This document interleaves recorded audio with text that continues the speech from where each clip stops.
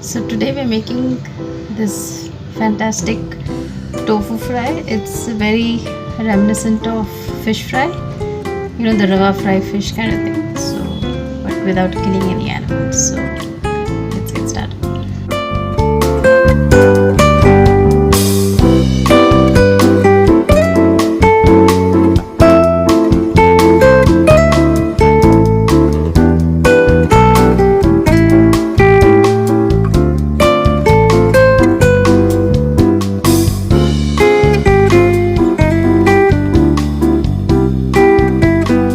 The masalas, seasoning, everything is really seeped in very well, because many people think it's so like tofu doesn't taste so good, but if you marinate it well and marinate it overnight, you will get fantastic tofu in your hands.